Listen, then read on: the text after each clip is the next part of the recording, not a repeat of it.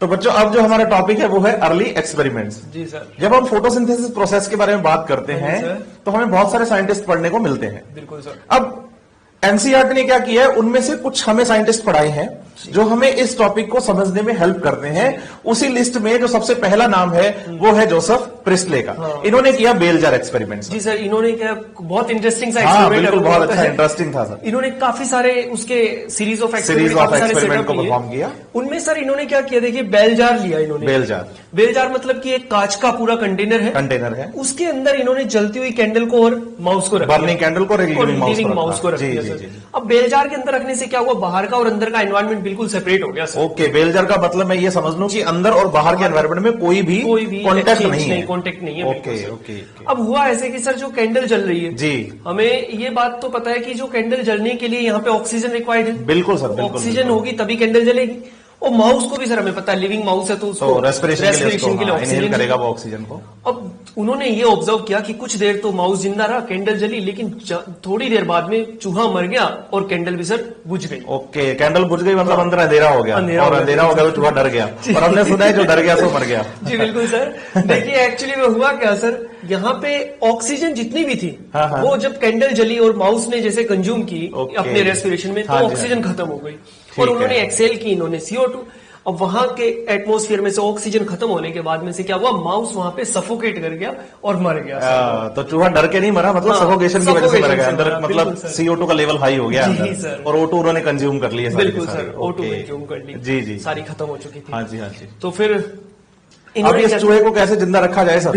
बिल्कुल सर, वो भी यही सोच रहे थे कि बेचारा चूहा मर गया, इसको जिंदा कैसे किया जाए, किया नहीं जाए, मतलब रखा कैसे जाए, कैसे रखा जाए, बचाया कैसे जाए। तो उन्होंने क्या किया सर, काफी सारे एक्सपेरिमेंट किए। बाद में इनको पता चला कि अच्छा, इन्होंने क्या किया, एक मिंट प्लांट को इस बेल जार के अंदर रख दिया चूहे के साथ। मतलब कैंडल रखी, चूहा रखा और साथ में एक प्लांट रख दिया, साथ में मिंट प्लांट। मिंट प्लांट का कोई यहाँ सिग्निफिकेंस नहीं है जी। मिंट प्लांट उन्होंने अपने एक्सपेरिमेंट में परफॉर्म करवाने के लिए उनको एक प्लांट चाहिए था, तो प्लांट जनरली उन्होंने एक मिंट प्लांट रख लिया है ना। कोई भी प्लांट ले सकते थे वो, उन्होंने मिंट प्लांट को यहाँ पे चूज किया। अब मिंट प्लांट सर क्या करेगा, हमें पता है प्लांट जब जो फोटोसिंथेसिस करेगा तो वहां पे वो O2 रिलीज करता है। बिल्कुल, फोटोसिंथेसिस से O2 रिलीज और ये O2 इस कैंडल बर्निंग के लिए और इस माउस के लिविंग रहने के लिए, दोनों के जिंदा रहने के लिए, काम के लिए। जी बिल्कुल सर। और ये माउस जैसे ही एक्सेल करेगा यहाँ पे CO2 अपने रेस्पिरेशन में, तो वो जो CO2 है वो प्लांट ले लेगा और उससे फोटोसिंथेसिस परफॉर्म करता रहेगा।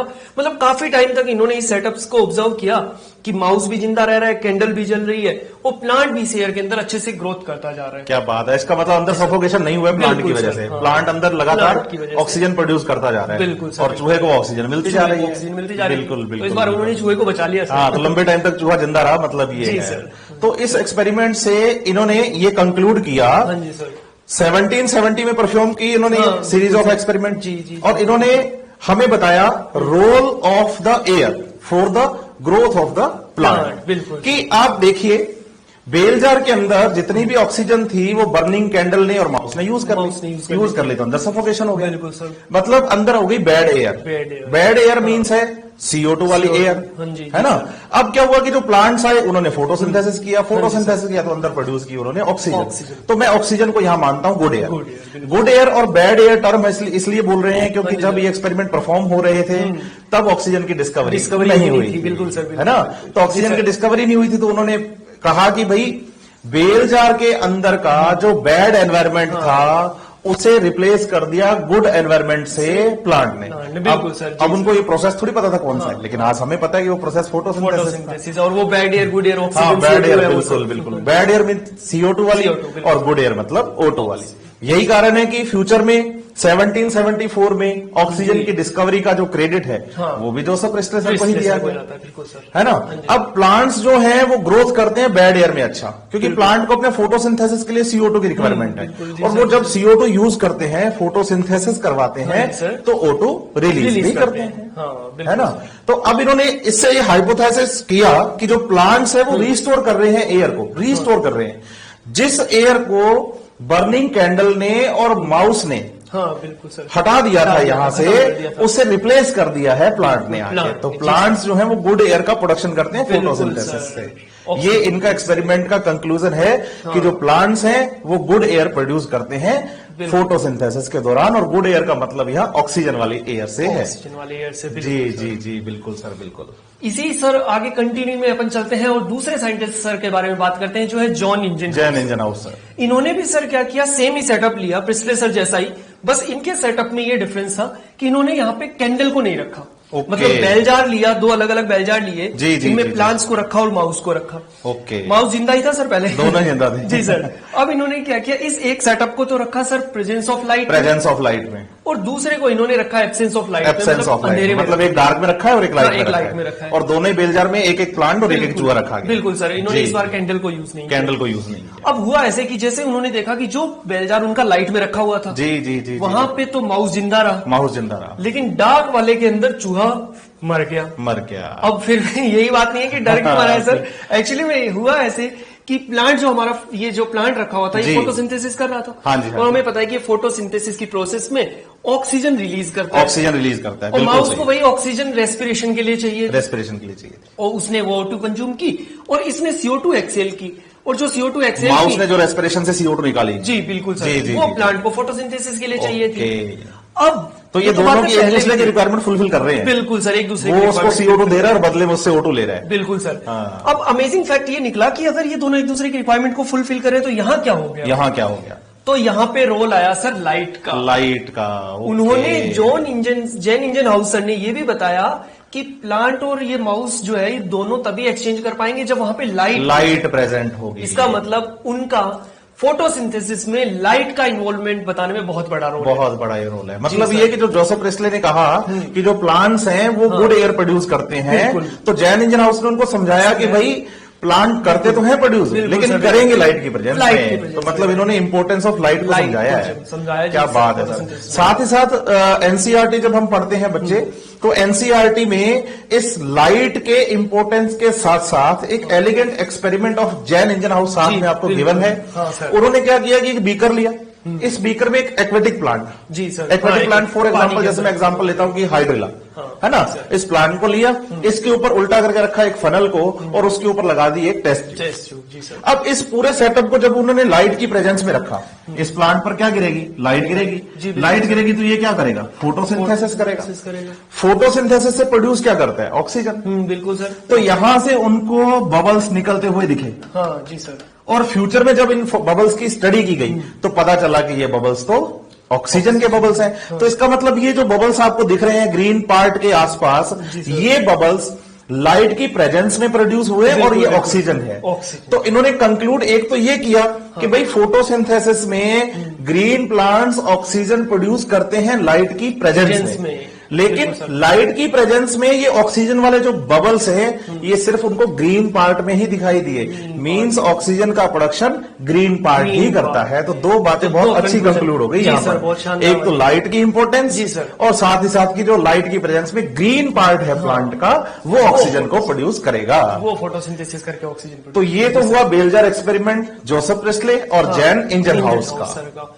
इसी सीरीज में हमारे तीसरे साइंटिस्ट हैं सर जेवी सैक्स, जूलियस वॉन सैक्स। क्या बात। इन्होंने क्या किया सर, इन्होंने बताया कि जैसे अपन बात कर रहे थे भी कि लाइट में प्लांट जो है वो ग्रो कर रहा है जी, तो सबसे पहले इन्होंने ये एविडेंस प्रोवाइड किए कि जैसे ही प्लांट ग्रो करता है तो उसके अंदर वो प्रोडक्शन करता है ग्लूकोज मींस फूड का जी सर। फोटोसिंथेसिस प्लांट कर रहा है और फूड का प्रोडक्शन कर रहा है। इन्होंने ये भी बात बताई कि ये जो ग्लूकोज बन रहा है सर जी, देखिए बातें उस टाइम पे कोई नहीं जानता था, तो ये बातें इनकी बहुत इंपॉर्टेंट थी सर। इन्होंने कहा ये जो ग्लूकोज बन रहा है ना, इसको बनाने में एक ग्रीन सब्सटेंस यूज होता है। ग्रीन सब्सटेंस का बहुत बड़ा रोल है, और ये ग्रीन सब्सटेंस जो है वो स्पेशल बॉडीज में मिल रहा है। जैसे इन्होंने कहा सर ये ग्रीन सब्सटेंसेस जो है ये प्लांट स्पेशल बॉडीज जो लोकेटेड है उनके अंदर मिलता है। इसका मतलब ये उस टाइम पे ये बताना चाह रहे थे कि फोटोसिंथेसिस में ग्लूकोज बना, उसको कोई ग्रीन सब्सटेंस है वहां पर, उसकी वजह से बन रहा है, और वो स्पेशल बॉडीज में, जिनको आज हम ये कहते हैं कि जो ग्रीन सब्सटेंसेस है हमारा वो क्लोरोफिल पिगमेंट है, और जो स्पेशल बॉडीज है वो हमारी क्लोरोप्लास्ट है। अच्छा। उस टाइम पे नहीं पता था, उस टाइम पे ये बातें लोगों को पता नहीं थी, तो बड़ी इंटरेस्टिंग रही होंगी ना उनके लिए। तो हम इसको कंक्लूड करेंगे जैसे ग्रीन प्लांट्स हैं जी सर, ग्रीन प्लांट्स में जो ग्रीन पार्ट है, पूरा ग्रीन प्लांट है तो पूरा प्लांट तो फोटोसिंथेसिस करेगा नहीं, तो पर्टिकुलर एक पार्ट जो है प्लांट का, जॉनी ग्रीन के पार्ट, जैसे वो की बात फोटोसिंथेसिस है, कर रहा है। फॉर एग्जाम्पल मैं लीफ का एग्जाम्पल लेके चलूं तो बिल्कुल सर। अब ग्रीन पार्ट में भी एक स्पेशल बॉडी है, बिल्कुल मतलब सर। ग्रीन पार्ट की जो सेल है वो पूरी सेल नहीं पूरी फोटोसिंथेसिस सेल नहीं कर करी, बिल्कुल, उसमें भी एक पर्टिकुलर बॉडी है। जी सर। और इस पर्टिकुलर बॉडी को आज हम जानते हैं क्लोरोप्लास्ट के नाम से। जी सर। सही है जी सर, और बिल्कुल। इस क्लोरोप्लास्ट में वो ग्रीन सब्सटेंस जो स्पेशल प्रेजेंट है, जिसे जी आप सर। कह रहे हैं क्लोरोफिल, क्लोरोफिल, है ना, उसकी वजह से इस स्पेशल बॉडी में चल रहा है एक प्रोसेस, और इस प्रोसेस को आज हम जानते हैं फोटोसिंथेसिस के नाम जी, से। जी, बिल्कुल। सही है। बिल्कुल। अब ये जो फोटोसिंथेसिस प्रोसेस है, इस फोटोसिंथेसिस प्रोसेस से बना रहा है प्लांट अपना फूड, ग्लूकोज, और ग्लूकोज को प्लांट आगे स्टोर करते हैं स्टार्च की फॉर्म में। स्टार्च की फॉर्म में, बिल्कुल तो सर। अल्टीमेटली जो स्टार्च है वो फूड का स्टोर फॉर्म हो गया। बिल्कुल, बिल्कुल। और ग्लूकोज जो है वो फोटोसिंथेसिस में बनाया गया, बनाया गया। लेकिन ग्लूकोज को प्लांट ने स्टोर नहीं किया, स्टोर उन्होंने स्टार्च की फॉर्म में। तो इनका कहना था कि ग्रीन पार्ट्स में, ग्रीन जो पार्ट्स है प्लांट के, उनमें स्पेशल बॉडी क्लोरोप्लास्ट, क्लोरोप्लास्ट, उसमें है प्रोसेस फोटोसिंथेसिस। फोटोसिंथेसिस। अब स्पेशल बॉडी इनको थोड़ी पता था क्लोरोप्लास्ट, उन्होंने कहा कि स्पेशल बॉडी है, बॉडी है। आज हम उसे क्लोरोप्लास्ट के नाम से बिल्कुल, जानते जानते हैं। हैं, उसमें प्रोसेस चल रहा है फोटोसिंथेसिस, और उससे बन रहा है ग्लूकोज, और ग्लूकोज से स्टार्च। तो अल्टीमेटली हम ये मान लें कि जूलियस वॉन सैक ने अपने एक्सपेरिमेंट से ये कंक्लूड किया कि स्टार्च, ग्लूकोज और फोटोसिंथेसिस और क्लोरोप्लास्ट, इन चारों के बीच में क्या इंटर रिलेशनशिप बिल्कुल, है। बिल्कुल सर। पहली बार इन्होंने फोटोसिंथेसिस में इन चारों के इन्वॉल्वमेंट को कोरिलेट कर दिया, कनेक्ट कर दिया इन चारों के रिलेशन को। क्या बात है, बहुत अच्छी बात बताई है जूलियस वॉन सैक ने। इसी सीरीज में हम आगे चलते हैं तो नाम आता है वैन नील का, सी वैन नील, कार्नेलियस वैन नील, एक माइक्रोबायोलॉजिस्ट थे। माइक्रोबायोलॉजिस्ट जो कि अपनी स्टडीज माइक्रो ऑर्गेनिजम्स पर करते हैं। बिल्कुल, माइक्रोब्स पे। और जब आप एनसीईआरटी पढ़ते हैं, सब हम बच्चों को पढ़ाते हैं ना एनसीईआरटी, तो वहां एक लाइन बहुत अच्छी है एनसीईआरटी में वर्ड्स कि इनका जो कंट्रीब्यूशन था ना फोटोसिंथेसिस को समझने में, उसे माइलस्टोन कंट्रीब्यूशन कहती है एनसीईआरटी। माइलस्टोन जैसे हम बाय रोड हम निकलते हैं, मील का पत्थर हमें जो सही डायरेक्शन बताता है कि आप सही डायरेक्शन में हैं या नहीं। बिल्कुल सर। भी मैं कहीं भी जा रहा हूं, मेरा जो भी डेस्टिनेशन है, जहां मुझे पहुंचना है अपने डिजायरेबल प्लेस पर, तो रोड पे जब मैं चलता हूं तो मैं देखता रहता हूं माइलस्टोन की भाई कितनी दूर है, क्या मैं सही डायरेक्शन में हूं या नहीं हूं। बिल्कुल सर, बिल्कुल। तो वैसे ही फोटोसिंथेसिस प्रोसेस को समझाने के लिए उस टाइम पे वैन नील बाकी साइंटिस्ट को सही डायरेक्शन में लेकर आए। अच्छा। और इन्होंने अपने जो ज्यादातर स्टडीज थी वो सारी की सारी पर्पल एंड ग्रीन बैक्टीरिया पर की। क्यों? बैक्टीरिया एक माइक्रो ऑर्गेनिज्म है, और ये एक माइक्रोबायोलॉजिस्ट थे। जी बिल्कुल। अब फोटोसिंथेसिस में वैन नील ने समझाया क्या? वैन नील से पहले के जो साइंटिस्ट थे ना, उनका मानना यह था कि फोटोसिंथेसिस में कार्बन डाइऑक्साइड वाटर से रिएक्ट करती है। जी सर, बिल्कुल। और ऑर्गेनिक कंपाउंड फूड बनाती है, और ऑक्सीजन रिलीज हो जाती है। ये उनसे पहले के लोग मान रहे थे। अब जब वैन नील आया तो वैन नील ने कहा नहीं भाई, कार्बन डाइऑक्साइड वाटर से रिएक्ट करती है, ऑर्गेनिक कंपाउंड बनते हैं, और ऑक्सीजन प्रोड्यूस हो जाती है। अच्छा, मतलब CO2 जो है ये एक हाइड्रोजन डोनर उसको चाहिए, उसकी प्रेजेंस में ये कार्बोहाइड्रेट बना रही है, ऑक्सीजन रिलीज। बिल्कुल बिल्कुल बिल्कुल। लेकिन सर मुझे तो ये दोनों इक्वेशन एकदम सिमिलर सी दिख रही बस है। यही तो बात है यहाँ समझने की कि बच्चों इक्वेशन सेम है ग्लूकोज बनाने के लिए, बिल्कुल, लेकिन इनको समझने का तरीका कि माइलस्टोन बोलने का मतलब ये था कि सोचने की जो डायरेक्शन है ना, इन्होंने लोगों की सोच बदल दी, सही डायरेक्शन में लेकर आए। तो पहले तो गलत डायरेक्शन बताएं कि क्या थी, क्या सोच रहे थे, और सही डायरेक्शन क्या चल रही थी। बिल्कुल सर, बिल्कुल। क्या हुआ कि जैसे पहली इक्वेशन हम पढ़ रहे हैं, CO2 प्लस H2, जी सर, कन्वर्ट हो रहा है CH2O प्लस O2। बिल्कुल सर। तो वैन नील से पहले के साइंटिस्ट ये मानते थे कि भाई फोटोसिंथेसिस के टाइम पे, ग्लूकोज बनाते टाइम, जी सर, CO2 वाला जो कार्बन है वो वाटर में जुड़ता है और ग्लूकोज बनेगा। अच्छा, और जो ऑक्सीजन है वो कार्बन डाइऑक्साइड से बाहर आएगी। ओके। अब वैन नील ने उनसे कहा कि भाई ऐसा नहीं होता, ऐसा नहीं होता। सही बात यह है कि फोटोसिंथेसिस के टाइम पे वाटर में जो हाइड्रोजन है, H2O में जो हाइड्रोजन है, वो हाइड्रोजन CO2 में जुड़ेगा। अच्छा। और ग्लूकोज बनेगा। मतलब वो हमने बात की थी रिडक्शन ऑफ CO2 वाली। हाँ बिल्कुल सर, रिडक्शन ऑफ CO2 वाली की जो वाटर है वो अपना हाइड्रोजन देगा कार्बन डाइऑक्साइड को, उसका रिडक्शन करवाएगा और ग्लूकोज बनेगा। और ये जो ऑक्सीजन है ये वाटर से बाहर आएगी। बिल्कुल, जी सर। और ये जो और हाइड्रोजन वाली जो बात है कि हाइड्रोजन दिया है वाटर ने और कार्बन डाइऑक्साइड के साथ वो जुड़ा और जुड़कर उसने फूड बनवाया, ये इक्वेशन प्लांट्स के लिए है। ओके, मतलब ये दोनों के अंदर ऑक्सीजन थी, इस वजह से कंफ्यूजन चल रहा था। मतलब इनसे पहले वाले कह रहे थे कि ऑक्सीजन ना कार्बन डाइऑक्साइड से आ रही है, लेकिन इन्होंने कहा कि नहीं, ऑक्सीजन जो आ रही है वो वाटर से आ रही है।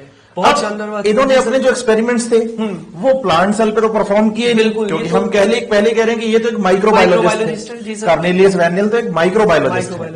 माइक्रोबायोलॉजिस्ट मींस जो करते हैं अपनी स्टडी माइक्रो ऑर्गेनिजम्स पर। अब इन्होंने अपनी स्टडी किस पे की थी? बैक्टीरिया पर। जी सर। जब बैक्टीरिया की बात आई तो बैक्टीरिया के लिए जब फोटोसिंथेसिस की हम बात करते हैं तो इक्वेशन बच्चों हमें पढ़नी है CO2 प्लस H2S, और बनेगा क्या हमारे पास?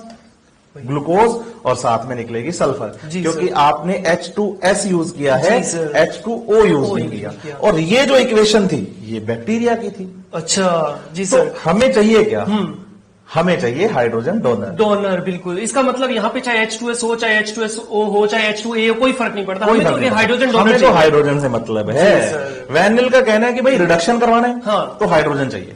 अब प्लांट्स में वो हाइड्रोजन H2O प्रोवाइड करवा रहा है, अच्छा, और बैक्टीरिया में वो हाइड्रोजन H2S प्रोवाइड करवा रहा है। इसलिए तो हम सूटेबल ऑक्सीडाइजेबल कंपाउंड बोलते हैं। बिल्कुल सर, इसका मतलब रोल इसने तो हाइड्रोजन दे दिया, उसके बाद इसके चाहे ऑक्सीजन निकले चाहे सल्फर निकले, इसको कोई मतलब नहीं है। मतलब ये तो इसका बाई प्रोडक्ट हो गया एक तरीके से, मतलब ये काम नहीं आ रहा है तो निकल गया। अच्छा, इसका मतलब अपन ये कंक्लूजन दे सकते हैं कि सर प्लांट में जो फोटोसिंथेसिस उसमें ऑक्सीजन निकल रही है, मतलब ऑक्सीजेनिक फोटोसिंथेसिस से है, जबकि बैक्टीरिया के अंदर जो है वो नॉन ऑक्सीजेनिक है। क्या बात बोली है सर आपने, ये दो टर्म बच्चों क्लियर करनी है आपको, ऑक्सीजेनिक फोटोसिंथेसिस और नॉन ऑक्सीजेनिक फोटोसिंथेसिस।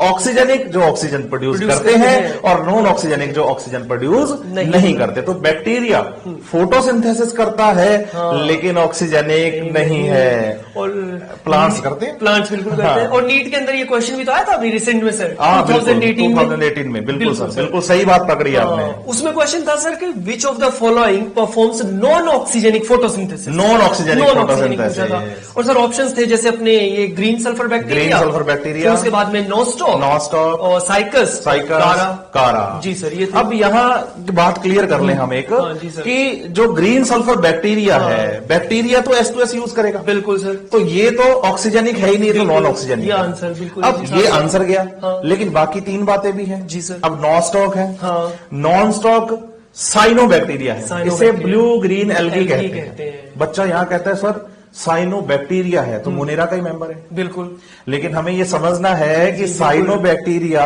ऐसे ऑर्गेनिज्म हैं जो अपने फोटोसिंथेसिस में H2S नहीं H2O का यूज करते हैं। ये बहुत शानदार वाली बात बताई सर, यहाँ पे बच्चे बहुत कंफ्यूज होते हैं इस बात। बिल्कुल, मतलब ये नहीं समझना कि ऑक्सीजन रिलीज सबसे पहले प्लांट नहीं की, नहीं, बिल्कुल सर। माइक्रो ऑर्गेनिजम्स ने पहली बार फोटोसिंथेसिस किया। बैक्टीरिया पहले ही आए थे। बिल्कुल सर, सबसे पहले बैक्टीरिया आए हैं। अगर हम लिविंग ऑर्गेनिज्म की बात कर ले तो बैक्टीरिया आए, सही है ना? तो बैक्टीरिया ने फोटोसिंथेसिस किया, लेकिन जब बैक्टीरिया फोटोसिंथेसिस कर रहा था तब ऑक्सीजन प्रोड्यूस नहीं हुई। लेकिन जब साइनोबैक्टीरिया आए, ब्लू ग्रीन एल्गी आया, तो फोटोसिंथेसिस उन्होंने वाटर का यूज स्टार्ट किया। तो उन्होंने ऑक्सीजन प्रोड्यूस की, और वही फोटोसिंथेसिस फिर आगे बढ़ता गया, और प्लांट्स भी फोटोसिंथेसिस में ऑक्सीजन को ही प्रोड्यूस करते हैं। अब चार ऑप्शन आपने बताया। जी बिल्कुल सर। ग्रीन सल्फर बैक्टीरिया वो तो करेगा नहीं, वो तो नॉन ऑक्सीजेनिक है, आंसर तो यही गया। लेकिन नॉन-स्टॉक ब्लू ग्रीन एल्गी है, वो तो वाटर यूज करता है। और साथ में आपने बोला साइकस और कारा एल्गी है, साइकस जिम्नोस्पर्म प्लांट है, तो प्लांट तो एस्टो यूज करते हैं। तो सिंपल सी बात है कि आंसर जाएगा इसमें 2018 का ये क्वेश्चन है, और आंसर जाएगा इसमें ग्रीन सल्फर बैक्टीरिया, क्योंकि ये नॉन ऑक्सीजेनिक। बहुत शानदार बात है सर। बच्चे यहाँ पे कंफ्यूज हो जाते थे कि बैक्टीरिया जो है वो नॉन ऑक्सीजेनिक फोटोसिंथेसिस करते हैं और प्लांट ने ऑक्सीजेनिक पहली बार किया होगा। नहीं, साइनोबैक्टीरिया ब्लू ग्रीन एल्गी ने पहली बार ये फोटोसिंथेसिस किया। तो अभी इसी सीक्वेंस में सर जो हम नेक्स्ट बात करने वाले हैं, वो बात करने वाले रुबेन एंड कामिन के बारे में।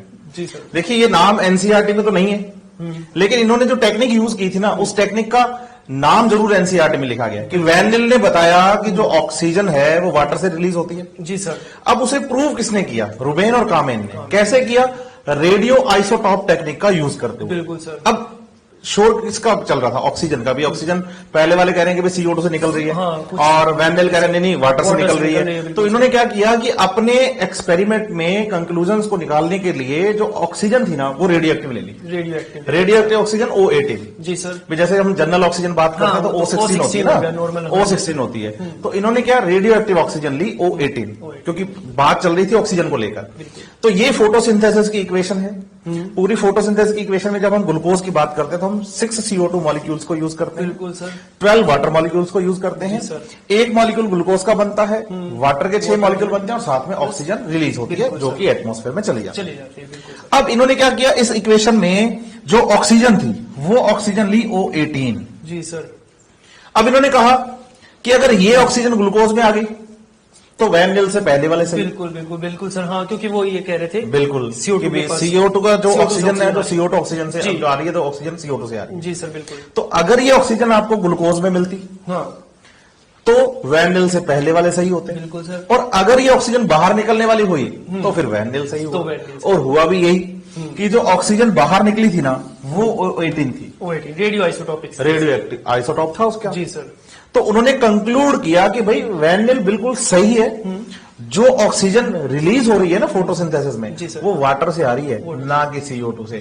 उस दिन के बाद हम फोटोसिंथेसिस को पढ़ने लग गए, reduction of CO2 in the presence of suitable oxidizable compound. अब ये सूटेबल टर्म लगाने का कारण कि बैक्टीरिया की बात करोगे ना, फोटोसिंथेसिस को बैक्टीरिया भी करता है, लेकिन वो वाटर थोड़ी यूज करता है, H2S यूज करता है। और अगर बात आएगी प्लांट की तो फिर H2O की बात आ जाएगी, साइनोबैक्टीरिया की बात आएगी तो भी H2O की बात आ जाएगी।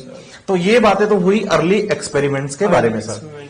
बच्चों एक बात और हम आपको बता दें कि एक साइंटिस्ट और है एनसीईआरटी में, TW एंजलमैन। जी सर, है ना सर। TW एंजलमैन के एक्सपेरिमेंट के बारे में एनसीईआरटी जब पढ़ाती है ना तो खुद ही लिख देती है कि भाई आप इसे पढ़ेंगे section 13.3, how many type of the different pigments are involve in photosynthesis. वहां इजी रहेगा, बच्चों के लिए कन्वीनियंट रहेगा। तो एनसीईआरटी खुद ही लिख के दे रही है कि भाई वहां अच्छे से समझ में आएगा। तो हम दोनों इसको यहां डिस्कस भी नहीं करते। बिल्कुल। हम जब लाइट के बारे में पढ़ेंगे, जब पिगमेंट के बारे में पढ़ेंगे, तो पहले TW एंजलमैन का एक्सपेरिमेंट पढ़ाएंगे और उसके बाद हम आगे चलेंगे, ताकि आपके लिए ये चीज और भी इजी हो जाए। चलिए इसी सीक्वेंस में आगे चलते हैं। अपना नेक्स्ट टॉपिक जो है वो है सर अपना where does photosynthesis takes place. Photosynthesis होता है, प्रोसेस कहाँ पे होता है। जी, ये तो बात हम जान चुके हैं कि प्लांट में होता है। हाँ, बिल्कुल। और ये भी कह चुके हैं अपन की प्लांट के ग्रीन पार्ट में होता है। और जनरली सर दिमाग में यही आता है, जैसे ग्रीन कलर की बात करते हैं तो हमें दिखती है लीव्स प्लांट की। ग्रीन मेनली लीव्स ही है। तो मैक्सिमम जो फोटोसिंथेसिस वो लीव्स में हो रहा है, बट ये नहीं है कि ग्रीन पार्ट जो कुछ और भी है प्लांट के, जैसे अपन बोल सकते हैं यंग प्लांट है तो उसका पूरा स्टेम भी ग्रीन होता है। स्टेम ग्रीन होता है, यंग स्टेम ग्रीन होता है। कुछ फ्लावर का पार्ट ले लें, फ्लावर का पार्ट भी ग्रीन हो सकता है। कुछ कच्चे फ्रूट्स हैं, बिल्कुल कच्चे फ्रूट्स वो ग्रीन कलर के जनरली। तो फोटोसिंथेसिस वहां भी हो सकता है बच्चों। तो इस बात को याद रखना है, जहां जहां प्लांट का पार्ट ग्रीन होगा वहां फोटोसिंथेसिस हो रहा है। बिल्कुल। इसका मतलब ग्रीन पार्ट है पिगमेंट की वजह से, और पिगमेंट प्रेजेंट है क्लोरोप्लास्ट। तो जब बात आती है कि where does the photosynthesis takes place, तो हम कहेंगे green parts of the plants. अब ग्रीन पार्ट्स में भी सेल में और सेल में भी एक ऑर्गेनल के अंदर, और नाम है क्लोरोप्लास्ट। जब बात आती है क्लोरोप्लास्ट की, जी सर, तो क्लोरोप्लास्ट सेल के लिए एक double membrane bound cell organelle है। डबल मेम्ब्रेन बाउंड है। अब डबल मेम्ब्रेन बाउंड में इसमें दो मेम्ब्रेन प्रेजेंट है, एक तो इसकी आउटर मेम्ब्रेन है और दूसरी इसकी इनर मेम्ब्रेन है। दो मेम्ब्रेन होने की वजह से इसको हमने double membrane bound cell organelle बोल दिया। और ये जो इनर मेम्ब्रेन है सर, ये जिस पार्ट को कवर कर रही है, ये जो हमारा इतना लिक्विड पार्ट जो अंदर बिल्कुल जी, इसको अपन कहेंगे sir stroma. Okay, liquid part of the chloroplast जो है वो स्ट्रोमा को, मतलब ये कह सकते हैं इनर मेम्ब्रेन स्ट्रोमा को कवर कर रही है। ठीक है। इस लिक्विड पार्ट में डूबा रहता है मेम्ब्रेनस पार्ट। जी। इस डूबे हुए मेम्ब्रेनस पार्ट को हम नाम देते हैं ग्रेना। ये जो मेम्ब्रेनस पार्ट है ये फ्लैटन स्ट्रक्चर्स बनाते हैं। हाँ, फ्लैट स्ट्रक्चर्स हैं ये, मेम्ब्रेन बाउंड फ्लैट स्ट्रक्चर्स। इनको बोला जाता है थाइलेकोइड्स। अब थाइलेकोइड्स जो हैं वो क्लोरोप्लास्ट में दो तरीके से प्रेजेंट है। अच्छा। या तो ये थाइलेकोइड्स क्या करेंगी, ग्रुप बनाएंगी। अच्छा जी सर। और या फिर ये रहेंगी सिंगल। अच्छा, ये एक थाइलेकोइड हो गई। हाँ, अच्छा। या तो ये ग्रुप बनाएंगी, हाँ, या फिर ये रहेंगी सिंगल। हाँ जी। अब अगर ग्रुप बना रही है तो इनको हम नाम देंगे ग्रेना थाइलेकोइड। अच्छा, सही है ना जी। और अगर ये रह रही है सिंगल, हाँ, तो फिर इसको हम नाम देंगे स्ट्रोमा लेमिली या फिर स्ट्रोमा थाइलेकोइड। इसका मतलब मेम्ब्रेनस पार्ट जो कि स्ट्रोमा में डूबा हुआ है, लिक्विड पार्ट में डूबा हुआ है, वो भी आगे दो टाइप का हो गया। अगर ग्रुप बनाए तो ग्रेना थाइलेकोइड हो गई, और अगर सिंगल है तो स्ट्रोमा लैमेली या स्ट्रोमा थाइलेकोइड हो जाएगा। इसका मतलब क्लोरोप्लास्ट में लिक्विड पार्ट भी है और क्लोरोप्लास्ट के अंदर मेम्ब्रेनस पार्ट भी प्रेजेंट होता है। बिल्कुल सर। तो फिर ये हमारा मेन हो गया जहां पे फोटोसिंथेसिस हो रहा है। अब इसकी कुछ और चीजें भी देख लेते हैं, जैसे ये हमें छोटे छोटे ग्रेन्यूल्स दिख रहे हैं ग्रीन कलर के। सर ये हमारे हैं, इनके पास है राइबोसोम। क्लोरोप्लास्ट में राइबोसोम्स हैं। जी बिल्कुल। और सर हमें बताइए क्लोरोप्लास्ट जो है फोटोसिंथेसिस करेगा तो कुछ फूड इसमें बनेगा, तो इसके अंदर जो स्टोर्ड फूड है वो या तो हो जाएगा हमारा लिपिड ड्रॉपलेट्स हो जाएगी, जैसे ये हमने यहाँ पे शो किया रेड कलर से, और या फिर सर स्टार्च, हमें पता है इनका स्टोर्ड फूड होता ही है, तो स्टार्च ग्रेन्यूल्स जो है वो इसके पास स्टोर्ड फूड हो जाएगा। क्या बात है। तो ये हमने बेसिक ओवरव्यू ले लिया सर। वैसे तो अपन डिटेल में इसको सेल बायोलॉजी में पढ़ते हैं। क्लोरोप्लास्ट एक सेल ऑर्गेनल है, तो सेल बायोलॉजी में क्लोरोप्लास्ट को बहुत डिटेल में पढ़ाया जाता है, लेकिन ये फिगर हमारी एनसीईआरटी में प्लांट फिजियोलॉजी में गिवन है, तो डिस्कस करना आपके लिए जरूरी भी है।